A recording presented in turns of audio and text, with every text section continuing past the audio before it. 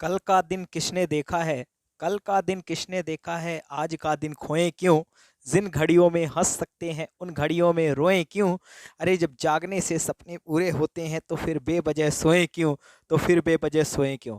दोस्तों, आप सभी का स्वागत है दिल से दिल तक की इस क्लास में। वैसे तो हमने कहा था कि कल प्रीपोजिशन का आखिरी वीडियो है, लेकिन उसमें से कुछ कॉन्सेप्ट हल्के फुल्के जो बहुत इन डेप्थ कॉन्सेप्ट कुछ बच गए थे, जो कि एग्जामिनेशन के पॉइंट ऑफ व्यू से इंपॉर्टेंट थे।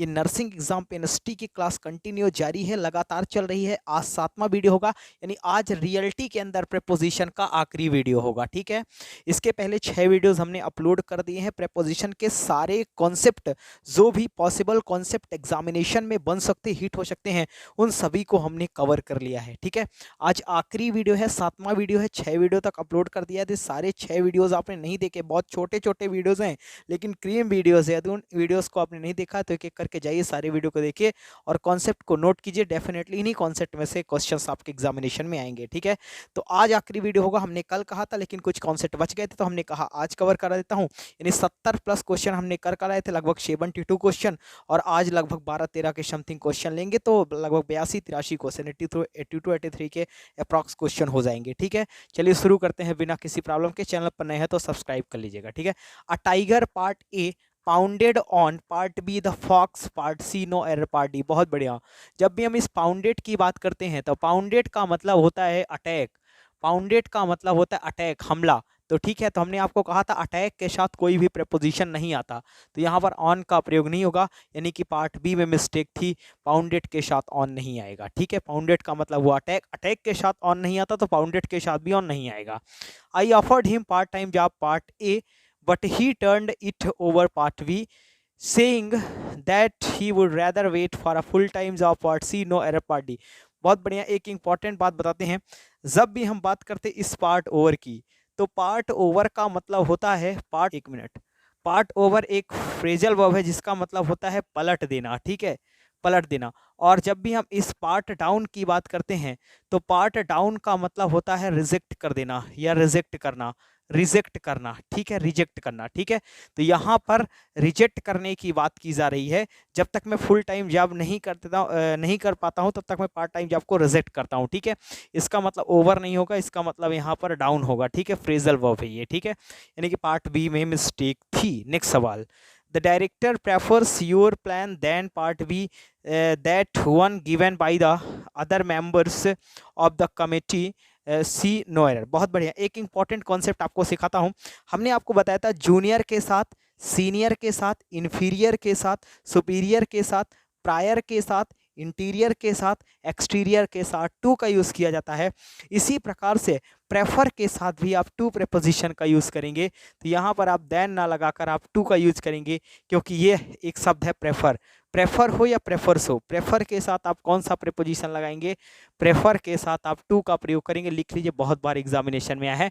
प्रेफर के साथ 200% आता है। वेरी इंपॉर्टेंट कॉन्सेप्ट है, 3 स्टार लगा के रखिएगा। ठीक है, नेक्स्ट सवाल, Sita resemble with part A her sister to the great extent part C, no error part D. ठीक है, रिजेंबल के साथ प्रपोजिशन नहीं आता। ठीक है, नेक्स्ट सवाल, mister Smith was accused for, अरे आपको तो ये 20 बार बता दिया हूँ, एक्यूज्ड के साथ ऑफ प्रपोजिशन का यूज किया जाता है। ठीक है, एक्यूज्ड के साथ ऑफ पार्ट ए में ही मिस्टेक मिल गई, आगे पढ़ने की जरूरत नहीं है।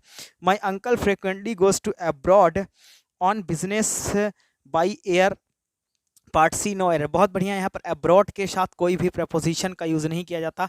अब्रॉड के साथ कोई प्रपोजिशन नहीं आएगा। अब्रॉड का मतलब होता है फॉरेन, यानी कि विदेश। ठीक है, नेक्स्ट सवाल, I will marry to her, part A if सी मेंट्स, part B her behaviour, part C, no error. हमने आपको मैरी का कॉन्सेप्ट बताया कि मैरी में एक्टिव वॉइस के साथ किसी भी प्रपोजिशन का यूज नहीं किया जाता, जबकि पैसिव वॉइस में मैरी के साथ टू प्रपोजिशन आता है। तो यहाँ पर हमने देखा आई के साथ बिलिए, एक्टिव वॉइस का सेंटेंस है, कोई थर्ड फॉर्म नहीं है।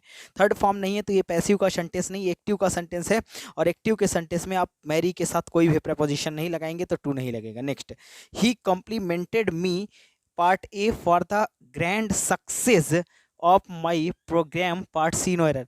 मैं आपको बताता हूँ, कॉम्प्लीमेंटेड के साथ और कॉन्ग्रेचुलेशन के साथ हमेशा ऑन प्रेपो का यूज़ किया जाएगा।